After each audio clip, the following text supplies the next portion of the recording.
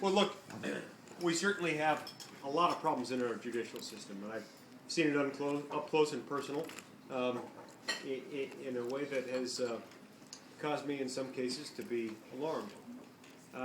We have a court system that, in addition to not, to put it mildly, always being vigilant to make sure that Congress doesn't overstep its bounds in doing more than it should, not always being vigilant in making sure that the executive doesn't overstep its bounds. Our court system will also create its own areas of expansion, so that, starting in the 1960s in the Griswold v. Connecticut line of cases, they started saying that, sure, the Constitution doesn't say anything about birth control, but it contains all these freestanding protections that collectively create a right of privacy. The right to be free from unreasonable searches and seizures, the right to free speech, the right to be free from cruel and unusual punishment. Each of those collectively have emanations from them, and those emanations collectively form penumbras, and those penumbras are themselves broad enough to protect a woman's right to decide to take contraception. They later use that same line of twisted reasoning to say that a woman has a right to kill unborn human life, and there's nothing that the state can do to stop it. Nothing a state can do to impose an undue burden on this newfound constitutional right to an abortion. That's reprehensible. It's awful. We need to hold those people accountable who do that. Most importantly, we need to vote for presidents who won't select men and women to high judicial office, who decide to emanate into the penumbra, as I say mockingly, referring to that line of cases. We need to elect senators who won't confirm people who will do that. I was trained in the Uniform Code of Military Justice. It differs from the civil system in that they seek to find out what the truth is so they can make a just ruling. And that is not what our civilian court system does, and I'd really like to see them reoriented to be directed towards what is the truth. Okay. And put the gamesmanship, and then you give us 30 days, grants notice of this information, and that's Okay. Well, I'll tell you, every court I've practiced in front of has had truth and justice as objectives. Maybe there are courts that I'm not familiar with, but that is their objective. They're not always good at that, but that is the objective of a jury trial. We still do have a jury system under the Sixth Amendment in criminal cases, under the Seventh Amendment in civil cases. So it is directed at truth and justice. So I'm not sure I know what you're talking about. I don't think the law ever addresses it directly. I've never saw it right so firmly in my mind until a good judge, local one, district judge, was the mediator on a case I had. I said, well, I spent $500,000 on a house, and it seems like I should at least have a house to live in. And he kept interrupting me and says, we do not address justice. He says, as a judge, I rarely know what the truth is, and the best presentation wins. And we see that, for example, when Apple sued Microsoft for stealing their Windows system, which they clearly did. But Microsoft had the most money, they won. The firm that sued Microsoft because they misused their Unix system, the Orm firm, they lost because they didn't have enough money to fight Microsoft. In the military system, they can make exceptions if it's going to reveal what the truth is. We can't in the civilian. We don't. Great. And that's, if you look at that, I appreciate it, because I would really like them to directly address the truth. Okay.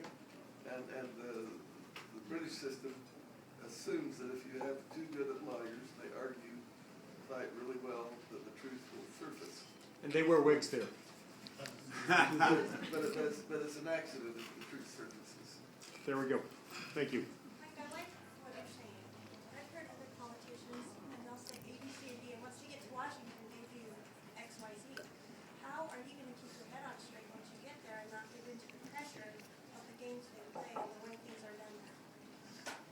First of all, the ghost of my late father and my late grandfather will haunt me for the rest of my life if I do it. Secondly, I'm familiar with the fact that other politicians have run with a similar commitment toward limited government and not always remain true to it.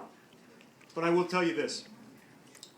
We have never had a generation in my lifetime of politicians elected in the United States, certainly not in this state, on this type of platform, this simple platform that I'm running on now. You have had some that have talked about broad platitudes of limited government, get government out of your lives. None of them have said, we have to return to principles of the founding. None of them have said, I will be guided first and foremost by Article 1, Section 8 of the Constitution and the 10th Amendment. Nice. See, because those two things, those are the two bookends that define what the federal government is and what it isn't. People are very quick to quote the 10th Amendment, which says that powers not reserved to the United States by the Constitution or prohibited to the states by the Constitution are reserved to the states respectively or to the people. But the opposite of that is also true, which is that powers that are reserved to the United States are not reserved to the states. So that's why you look to the two bookends, 10th Amendment and Article 1, Section 8. And if it's in Article 1, Section 8, they can do it. If it isn't, they can't. Orrin Hatch wasn't elected on that principle. Bob Bennett wasn't elected on that principle. Because we've been ignoring that principle as a society for about 75 years. I have given the voters of Utah, and will continue to give the voters of Utah in the coming months, more than enough rope, metaphorically speaking, I want to be clear, more than enough rope with which to hang me very quickly should I deviate from this. But I won't deviate from it, number one, because I'll be haunted by my paternal ancestors and my maternal ancestors. You didn't know these people, but if you knew them, you would understand. They would haunt me, and it would be scary. There'd be stuff floating around the room and glass breaking, and it'd be chaos. But number two, you'd hang me, and I'd expect you to do so. Not literally, but figuratively, although maybe it would be, well, never mind. Yes, ma'am. I like a lot of what I'm hearing. My question is, other than, because all I've heard as far as action items are not voting for unconstitutional bills, not voting for bills you haven't read, and, you know, the fact that it would send a message to everyone. What's your plan on taking us back to the Constitution? Because there has to be some kind of plan for it to actually come to pass. I mean, Yeah. you don't, but, I mean, how? I want to hear how. Okay, Chris said it right. It's a systematic dismantling. First of all, one of the biggest places where we have to start is, I believe, with entitlements. There's nothing in here that gives them the power to redistribute my wealth. And yet that's what entitlement programs are. They are wealth redistribution. For generations now, we've had generations that have been born, lived their entire lives, and died under this sort of cradle-to-grave nanny state that we've created, in which it has been utterly taboo to even mention the term Social Security in the same sentence with reform, reduction, phase-out, elimination, privatization. It's been taboo. People won't do it. I'm here right now to tell you one thing that you probably haven't ever heard from a politician. It will be my objective to phase out Social Security, Nice. to pull it up by the roots and get rid of it. Here, here,